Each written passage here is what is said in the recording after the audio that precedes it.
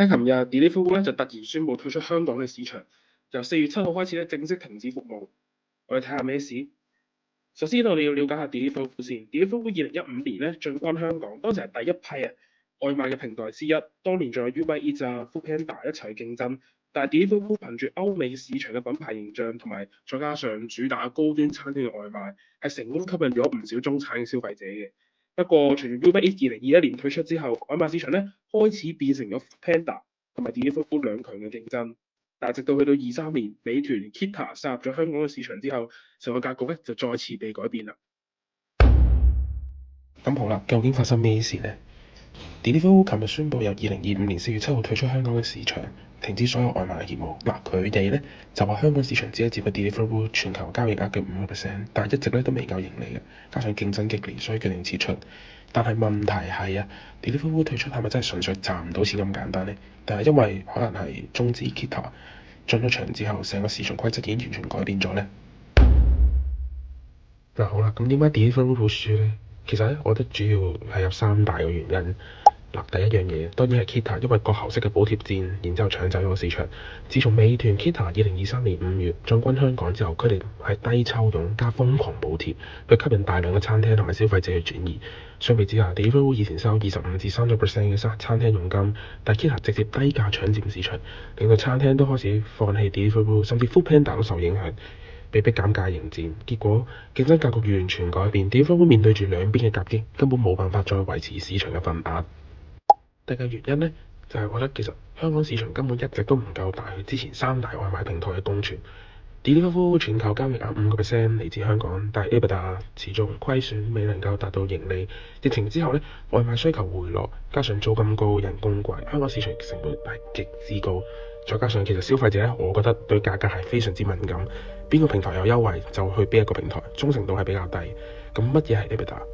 其實簡單嚟講，即係睇 Deliveroo 喺香港嘅市場咧，扣除咗所有嘅財務因素之後，佢哋嘅業務係咪實際上都有賺錢呢？如果 EBITDA 其實都係負數，即係話其實佢單靠業務運作根本就冇辦法盈利。所以即使 Kita唔存在，Deliveroo 都可能因為盈利嘅問題，最終選擇離場。就係 Deliveroo 被邊緣化。其實 Deliveroo 退出咧，唔係 Kita 一個對手嘅問題，而係 Foodpanda 本身就比 Deliveroo 強。Foodpanda 其實好早已經開始有外賣以外嘅業務，例如超市、雜貨、新鮮配送，而 Deliveroo 只係做餐廳嘅外賣，其實競爭力係比下去。然之後當 Kita 加入戰局嘅時候，Foodpanda 直接低價迎戰，但係 Deliveroo 根本就冇錢減價，然之後又冇其他嘅業務去支撐，最終咪變成咗市場最弱嗰個咯。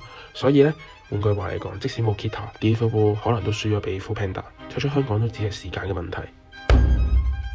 咁 Deliveroo 其實係咪真係俾人針對咧？香港市場係咪變咗咧？你有冇諗過 Deliveroo 退出可能唔係單純嘅市場競爭，而係香港外賣市場已經變成咗中資嘅壟斷？首先 Kita 會唔會同內地一樣，等對手死晒先開始加價呢？ Kita 喺內地已經證明咗，當佢已經完全佔據咗市場之後，補貼會減少，甚至開始提高商戶嘅抽佣。香港會唔會步上同樣嘅後塵呢？第二樣嘢 Deliveroo 退出之後 Foodpanda 會唔會變軟呢？本來 Foodpanda 需要同 Deliveroo 去競爭，所以不斷推出優惠。如果 Deliveroo 消失咗 Foodpanda 會唔會唔需要再咁進取，甚至抬價呢？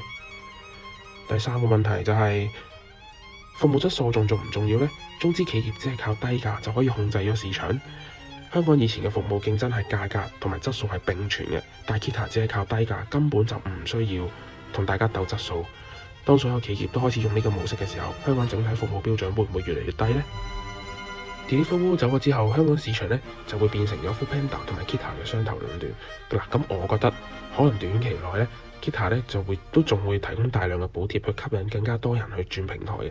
但係長遠嚟講咧，當市場變成咗雙頭壟斷之後，優惠都只會越嚟越少，外賣價格咧就可能會上升。咁最後埋單嘅就係香港人啦。第三樣嘢就係，我覺得咧，商戶係再冇去選擇，只能夠依靠 Foodpanda 同埋 Kita， 甚至係被迫接受更加高嘅抽佣。最後香港人會唔會發現服務質素已經唔再重要，只係剩翻價格競爭呢？ Deliveroo 退出香港究竟係市場競爭嘅正常結果啊，定係香港外賣市場已經發生咗翻天覆地嘅變化呢？你又覺得 Kita 係咪成功打低咗 Deliveroo， 定係 Deliveroo 根本自己都唔係好搞得掂呢？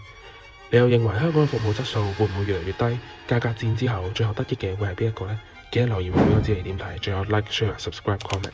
之後會更加多深入分析香港經濟同埋商業戰爭嘅片。我哋下次見啦，拜。